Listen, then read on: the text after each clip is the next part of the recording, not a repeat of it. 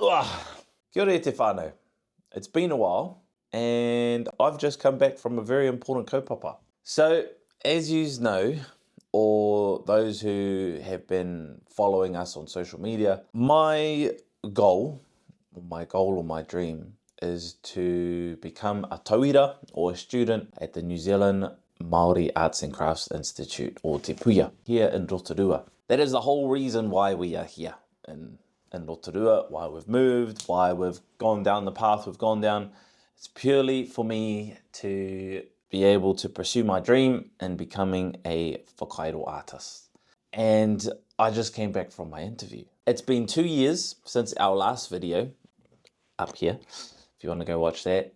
And a lot has happened prior to being interviewed. There's a few things that have been moved around a little bit. I can't go into too much detail about the structure of how the wānanga runs and all that sort of stuff. Interview went really well. It was good to see a few of the kaiako again and meet some new faces as well. Actually got an opportunity to go down on the floor just to have a bit of a carve, a bit of a tutu, which was cool. But everyone was very hospitable. Their manaaki, the questions that they asked as well were very good. They made me think quite a lot, actually. I guess, yeah, it's been a long journey to get to this point, to finally get to the interview.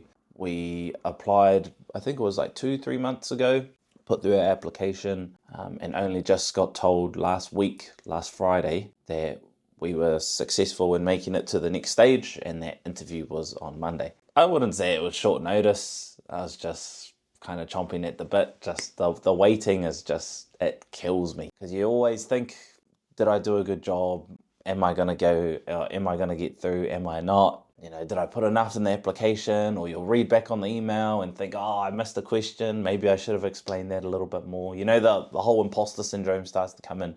And then when I got the call to say that I was successful in making it to the next stage, even then I was like, we're about to find out whether or not, you know, we keep moving forward from here. So, and I was in Tāmaki at the time in Auckland when I got the call. The interview went as any interview would go. You know, I just kind of caught them up on things that I'd gotten up to in the year. So taking on the teaching role with Te Wānanga Aotearoa, Art in the Park. So we were able to obviously exhibit at Art in the Park, and the experience that had given us a lot of things that we had learned from the year of 2025 as well. Our business expanded into doing more workshops, more focused around rākau, so I brought that up as well. And just, yeah, obviously moving here to Rotorua as well, buying a home. My darling with her mahi as well, and obviously Te Ao Marangai's getting older now. She's getting bigger, so she's taking up a lot more of our time. She's just, yeah, developing and prospering every day, and we love to see it. We love to see her growth. But yeah, it was basically just catching up, talking to them about, yeah, what I'd been up to in the past year. And they were thankful that I reapplied. People that have applied multiple times, 6, 7, I think even 10, and still not make it. So they have standards. If you don't meet those standards, then you just need to keep trying until you reach them. Yeah, your standard questions. How do you work with people who are, you know, a bit more difficult and all of that sort of stuff? It was kind of, that was an easy question for me, because obviously coming from the service as well, being in the service, you work with a lot of diverse backgrounds and people and personalities. And when you're on ship as well, you're confined to a small space. Whoever's on board is whoever you have. So you've kind of got to take your personal issues out of it, because you've got a job to do, you've got things to get done. When they asked about, say you are successful in being selected and then you graduate, what is that one like kind of shining star that's you're aiming towards after Te Puya? It was hard, because I've got a list. I have this Whakairo dream list of people that I want to create taonga for, who have influenced my life and have enabled me to become the man I am today. Whether that be through mentorship, whether that be through just emotional support. I went through quite a rough time in my life a few years ago before I met my darling, and you know, there were a lot of key po, or people who were were very prominent in my life and helped me through that. So yeah, there's a dream list, I call it, or a whakairo list of taonga that I want to create for those people. A couple of friends as well, a few friends are on there too, who have given me tautoko. Yeah, those who have supported me, that is one of my dreams, is to create taonga for them. However, I went down more the mātauranga route, so the knowledge route. Mātauranga means knowledge. Now that I've stepped into the teaching realm, learning what Te Puya or NZMACI has to offer, it's not really just about the practical ability to carve. It's the knowledge that comes with it. What does this design mean? Where do they come from? What style of carving is this? So it's more the knowledge that I'm more eager to grasp, because that would then enhance my ability to be a better teacher. So in terms of the quality of the content that I'm being able to produce, even online as well, would be enriched and would become better because of the knowledge that I gain from this wānanga.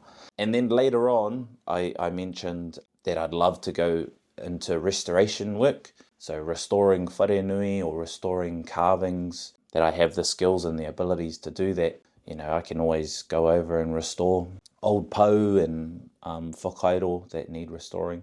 That's the other path that I'd love to go down as well. And obviously facilitate wānanga. I would also love to just start teaching whakairo as well, going down or getting back into that teacher space and be able to share this mātauranga with others, especially our rangatahi, especially our younger ones. Knowledge that isn't shared is not knowledge. So yeah, that was probably the most difficult question for me to answer. The other thing too about the interview is you could bring in a support crew. So I went in and there were like 2 rows of chairs, and I was like, oh, am I expecting like others to come in with me and they're gonna like interview multiple people?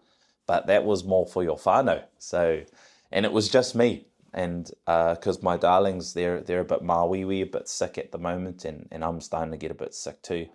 So yeah, it was just me. I was just about to leave my darling. She was pretty sad because, you know, we'd been through this journey together, and the last interview they were with me, but this time it was just me, and you know, she was real sad about it. But I said to her, I go, well, maybe this is just a tohu or a sign to say that I need to go and do this on my own. And then she was like, oh yeah, I never thought about it like that. Not that I can't handle things on my own. I'm sure I'm old enough to do that. But yeah, it was more stepping into that realm, because I know my darlings, I know she supports me. That's why we're here too. You know, she's the one holding it down whilst I'm able to pursue my dream. And to be honest, that's where most of my drive and most of my gratitude goes, is to my wife, because without her we wouldn't be here at all. So to have someone in your life who fully supports your values, fully supports your dreams and where you want to go in life, because I'm not doing it just for me. I'm doing it because I want to build something from that. Everything that I learn is in order for me to build something for my whānau, so that, you know, we're able to prosper and fulfill other dreams that we want to live. Whakairo is just one of them. It's just a small step to those bigger dreams. So yeah, I love her. I love her so much, and I'm so grateful and so thankful to have her in my life. But anyway, interview finished, and they said 2 weeks max or sooner that I'd hear back from them. So I didn't get a yes or a no. They've still got a lot of applications, a lot of people to interview. And then, yeah, in 2 weeks' time or sooner, we'll find out if it's official, whānau. So bear with me. This is the first step in this massive undertaking. I'm really looking forward to it. Can't wait to share this journey with you all. Whether it goes or whether it doesn't, we'll still be here mahiing on. Yeah, just want to say thank you so much for all of your tautoko e te whānau. We really do appreciate it. Mihi nui, and we'll see you in 2 weeks. Ka kite!